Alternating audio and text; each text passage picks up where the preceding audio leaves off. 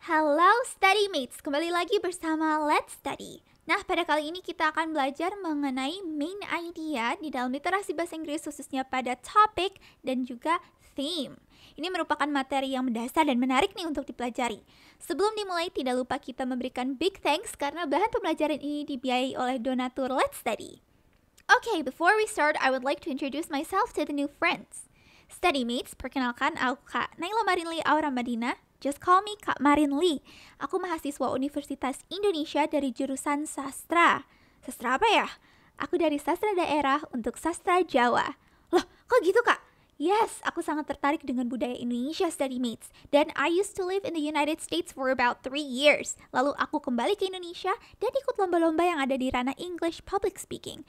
Fokus kepada storytelling, spelling bee, English debate, and speeches, and more, seperti beberapa prestasiku yang tertera di sini. Aku punya visi untuk introduce Indonesia's culture to the world, dan aku bisa melakukan itu dengan bahasa Inggris. So here I am teaching you Study Mates who can achieve something greater too. Salam kenal ya Study Mates. Kalau begitu langsung saja kita masuk ke pembelajaran kali ini. Let's go! Oke, main idea. Kita ada objective materialsnya hari ini. Yang pertama ada what's main idea. Yang kedua ada how to find main idea of a paragraph.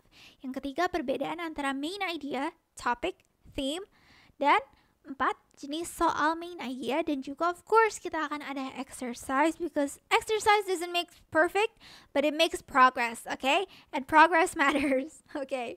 Jadi hari ini kita akan bahas tentang main idea. Tapi sebenarnya main idea itu apa sih? Apakah teman-teman mungkin di sini ada yang kiranya itu gagasan utama atau topik atau tema? Tapi tadi kayaknya di indicationnya ada yang beda ya. Di objective materialsnya topik sama theme tuh beda. Coba kita bahas main idea. What is main idea? Main idea itu gagasan utama ternyata adalah inti dari sebuah paragraf yang merangkum pesan utama yang ingin disampaikan penulis. Jadi sebenarnya kita harus gali lagi. Sebenarnya penulis tuh mau ngasih tahu apa sih ke kita, apa yang ingin dia sampaikan kepada kita sebagai seorang pembaca gitu. Terus setiap paragraf idealnya untuk main idea itu memiliki satu main idea yang didukung oleh detail pendukung, atau it's called supporting details in English, untuk memperkuat atau menjelaskan gagasan tersebut gitu. Jadi main idea itu sebenarnya hadir di mana-mana loh. Asal teman-teman tahu. Kalau misalnya contohnya, aku paling gampang ngasih contoh ini sih. Siapa di sini yang suka gibah? Siapa di sini yang suka curhat atau suka gosip gitu? I think a lot of you guys. Aku aja nggak apa-apa kok. It's human. It's a natural thing. But itu bisa ada main idea-nya juga. Contohnya, lo tahu gak sih si A sama si B pacaran loh? Hah? Lo tahu dari mana? Ya, tadi kata si C dia ngelihat A sama si B di taman gitu. Misalnya ngomongnya lagi gitu. Hah, kok bisa? Ya, ternyata si A itu teman kecilnya si B. Aku gak nyangka banget, padahal dia kan ketua OSIS. Iya, kok dia ketua OSIS ternyata pacarannya sama si B ya? Iya, mereka lucu tau, bla bla bla. Jadilah sebuah percakapan tentang si A dan B gitu. Kalian ngegosipin A sama B pacaran. Terus main idenya apa? Gagasan utamanya tuh apa? Kita bisa lihat dari kalimat pertamanya kan? Kita bisa lihat dari tadi awal-awal dia datang ke kita ngomongin A sama B pacaran. Itu jadi hot topiknya. Terus cara menemukan main idenya dalam hal tersebut apa? Pertama di sini kita bisa lihat ada 1, 2, 3. Pertama, baca paragraf dengan seksama. Berarti kita harus benar-benar telaah ya. Ini kira-kira bahasnya apa gitu. Lagi konteksnya apa sih gitu. Terus 2, cari kalimat utama topik sentence. Nah, gimana cara cari kalimat utama? First paragraph, first sentence, second sentence, and third sentence. Oke? Lah, kok paragraf pertama 1, 2, 3 Kak? Di kalimat 1, 2, dan 3. Oke, here's the thing. Aku punya tips dan kalian cuma bisa dapat di Let's Study, oke? So, the thing is here. Main idea itu selalu ada di kalimat pertama yang kalian ketahui kan? Tapi ternyata pembuat soal itu tidak semudah itu guys. Tidak semudah itu Virgoso. Jadi ternyata main idea itu bisa aja ada di kalimat kedua. Atau bahkan ekstrimnya kalimat ketiga. Oh my god, yes. Jadi kalimat pertama itu biasanya adalah jawabannya, tapi ternyata bisa jadi bukan. Bisa saja itu kalimat pengecoh gitu. Ternyata ada di kalimat kedua. Tapi gampang, kita mencari topik itu bagaimana, kita akan lihat di slide selanjutnya setelah ini. Terus kita harus perhatikan kata-kata repetitif. Repetitif itu apa sih? Repetitif itu adalah pengulangan kata atau repetition in English. English gitu. Hati-hati dengan kata-kata yang terus diulang. Bisa saja itu yang akan menjadi gagasan utama pembahasan ini. Kita bisa tahu konteksnya lagi bahas apa. Mungkin lagi bahas gadget, mungkin lagi bahas bullying, bahas COVID-19, dan sebagainya gitu ya. Coba kita lihat. Tadi perbedaannya topik tuh gimana sih? Let's go to the next slide. Alright, ini ada 3 jenis. Main idea, topic, and theme. But ini semua kalimatnya sama ya. Let me read it first. Penguins are birds that cannot fly, but they are excellent swimmers. They live in extremely cold places like Antarctica and have adapted to survive in harsh conditions. Main idea-nya apa? Penguins are birds that live in cold environments and are skilled swimmers. Oke, kita tahu di sini kenapa bisa dapat main idea-nya ini. Gagasan utamanya ini dalam mengembangkan sebuah teks, paragraf atau perkataan, percakapan gitu. Kalian harus ada sesuatu yang menjadi penangkapnya kan, penangkalnya gitu. Atau sesuatu yang dipancingin. Nah, ini di main idea ini yang dibahas adalah tentang bagaimana penguin itu adalah sebuah burung yang tinggal di environment atau lingkungan dingin gitu, cold environments, dan ternyata mereka itu perenang yang sangat bagus gitu, perenang handal. Nah, itu jadi main idea-nya, itu gagasan utamanya. Terus nanti paragraf-paragraf selanjutnya mungkin akan dilanjutkan gitu ya, akan berlanjut kayak bagaimana bagusnya penguin gitu, dan mungkin bagaimana caranya penguin bisa survive di cold environment, atau kok bisa mereka jadi perenang yang sangat bagus dan sebagainya. Itu adalah main idea yang bisa dikembangkan menjadi sebuah paragraf, sebuah teks, sebuah percakapan yang bercabang-cabang gitu. Tapi topik apa dong kalau gitu? Di sini kita bisa lihat topiknya adalah penguins. Topik itu apa sih sebenarnya? Ternyata topik itu adalah sebuah subjek. Kalau teman-teman tahu, kita kan ada subjek, predikat, objek, dan keterangan. Keterangannya bisa keterangan waktu, keterangan tempat. Itu untuk tata bahasa atau grammar di dalam bahasa Indonesia paling dasar. Kalau bahasa Inggris kita ada subject, verb, and object. Lah, terus keterangan waktunya di mana, Kak? K-nya kemana?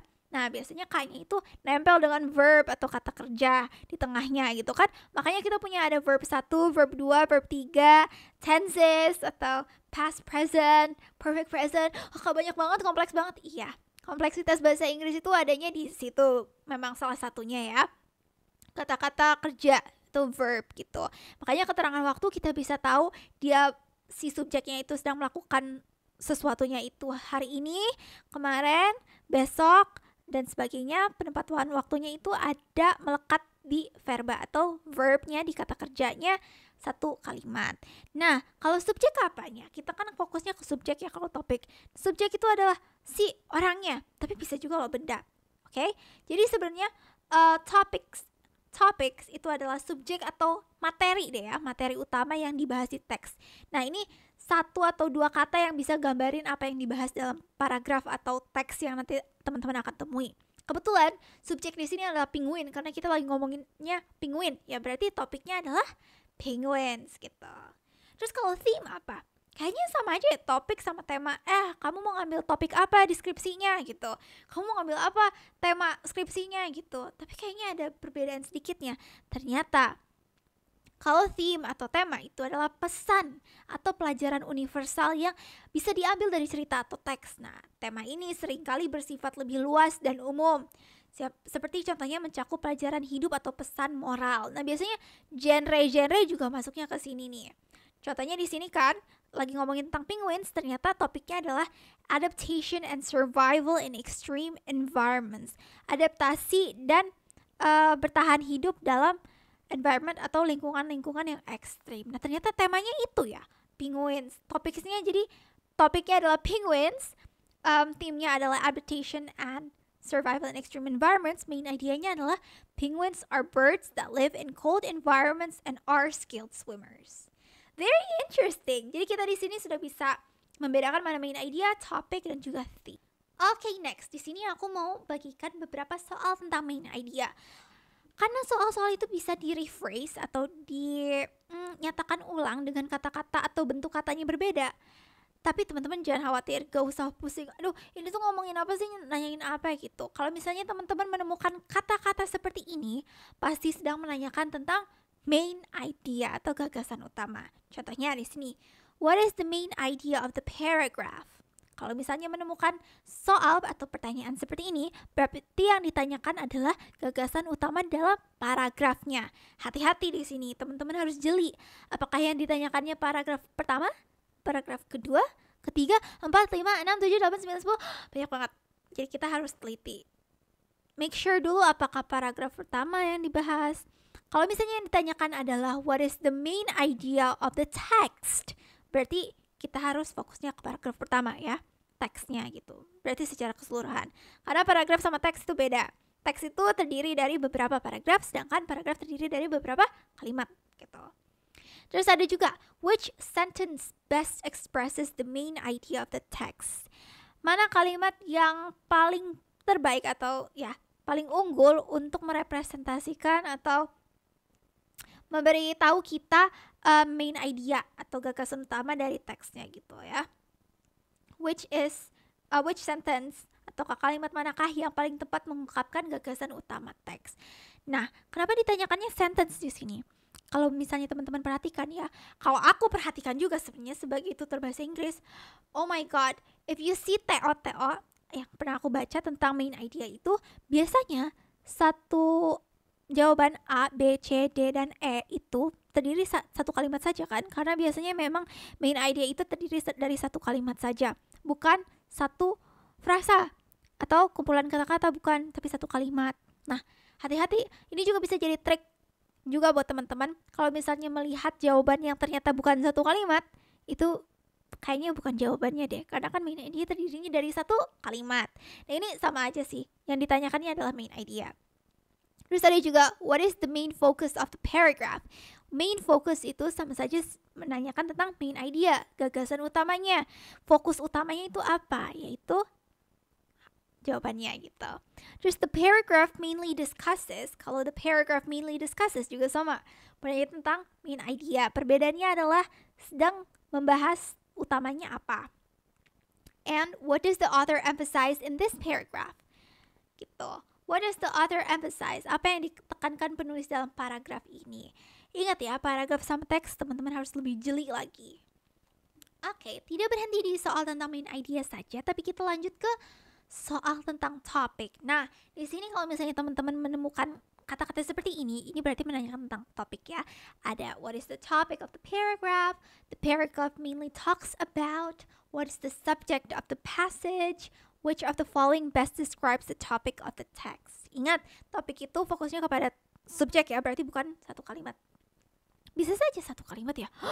Tapi kan kita mencarinya subjeknya, berarti orangnya gitu, atau pelakunya yang sedang melakukan verbanya tersebut gitu.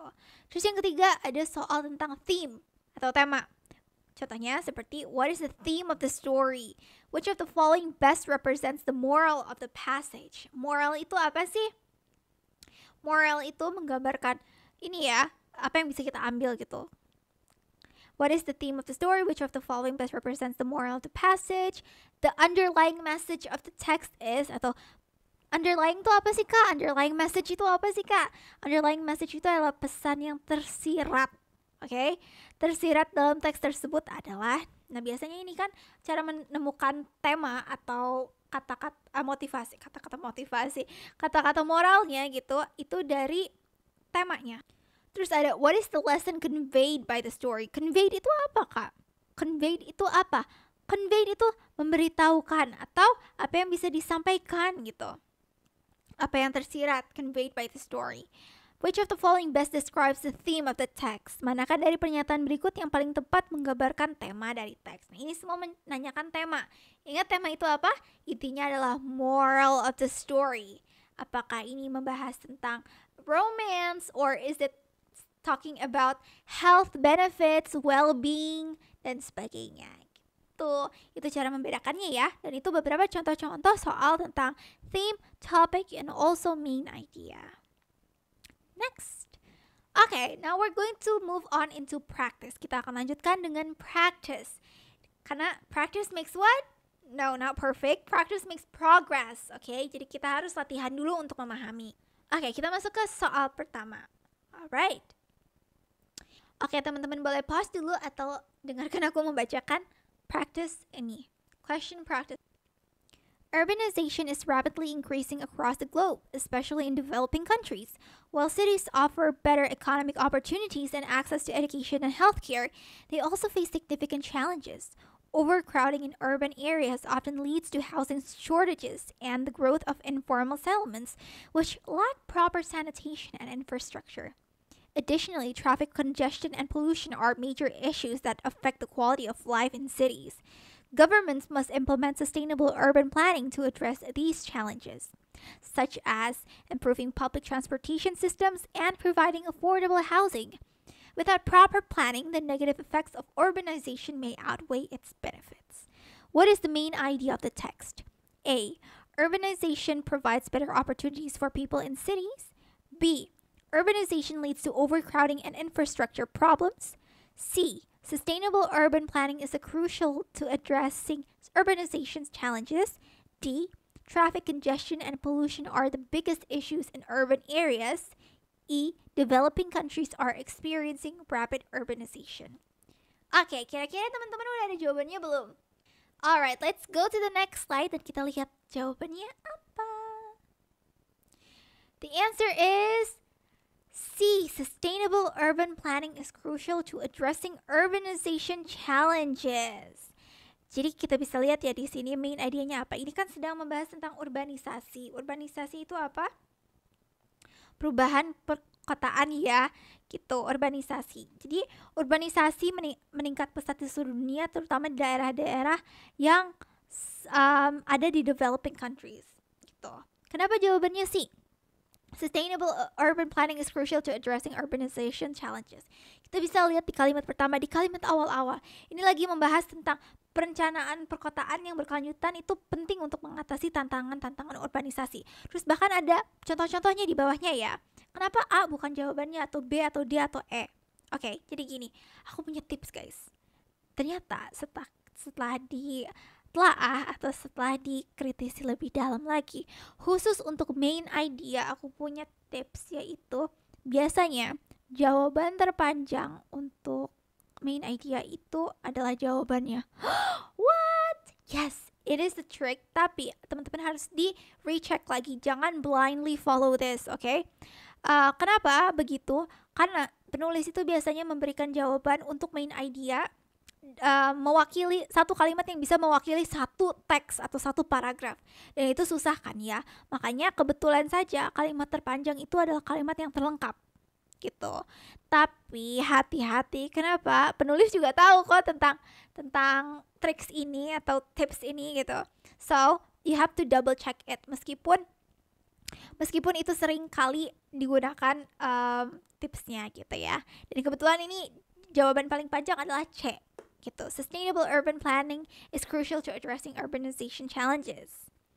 Dan hati-hati juga kalau misalnya menemukan kata seperti kata ekstrim gitu. Kayak kata-kata seperti always atau never, itu kata-kata yang mengindikasikan sebuah extreme situation gitu. Kalau urbanization provides better opportunities for people in cities, mungkin itu salah satu poinnya. Biasanya main idea of the text itu terdiri dari beberapa poin dan juga satu kalimat yang sudah mewakili apa yang dibahas di dalam satu teks tersebut gitu. Jadi jawaban nomor 1 adalah C. Alright, next. Question practice number 2. Bees are essential to agriculture and biodiversity because they pollinate a wide variety of plants. Without bees, many crops, including fruits, vegetables, and nuts, would fail to grow, leading to a significant decline in global food production.